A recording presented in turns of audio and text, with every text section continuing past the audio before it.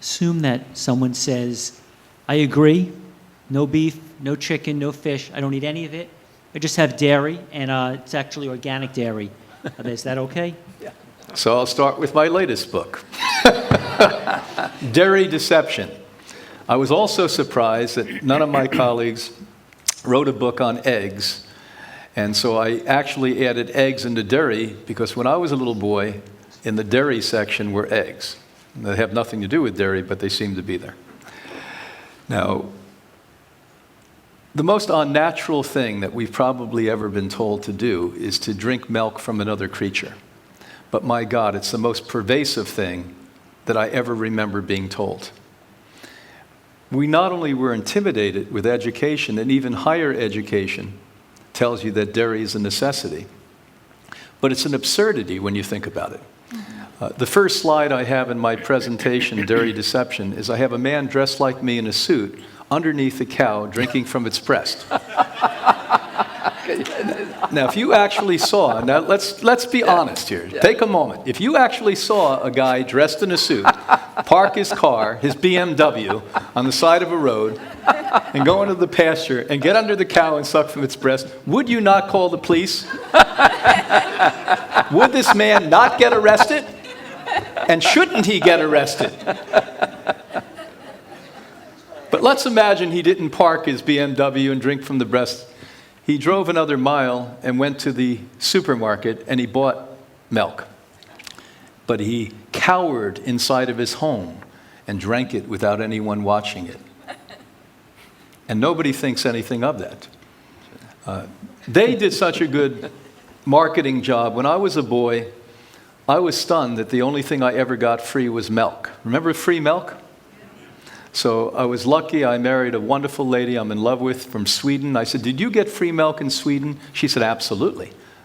Can you imagine this marketing they did? And we're talking a long time ago. And by the way, our parents' generation got it too. It's not only people my age in their 60s, it's people in their 80s got the same.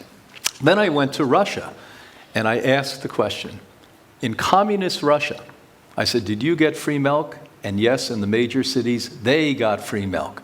Now, can you imagine this?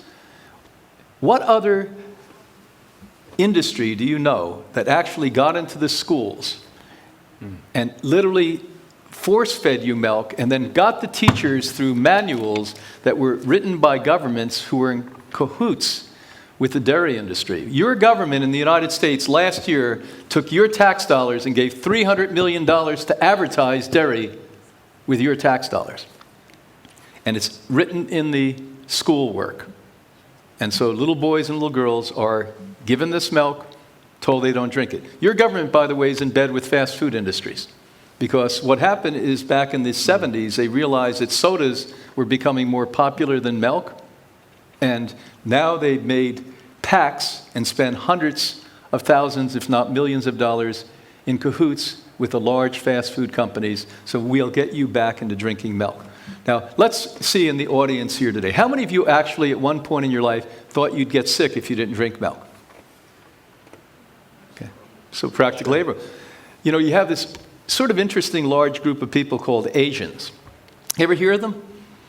They're the majority of people on the planet. None of us are Asian here. We're sorry. We apologize. But the reality is that they don't drink milk in general. When they become westernized, they do. Who has the highest amount of osteoporosis in the world? No, it's not America. Finland, number one. Who consumes the most dairy in the world? Finland. Then you look at the European companies, not companies, they are companies now, excuse me, country companies. The Germans, the Austrians, the Norwegians, the Swedes, the Danes. The higher the dairy, then the Americans come in next to that. This is an unthinkable amount of propaganda that has been so absolutely effective.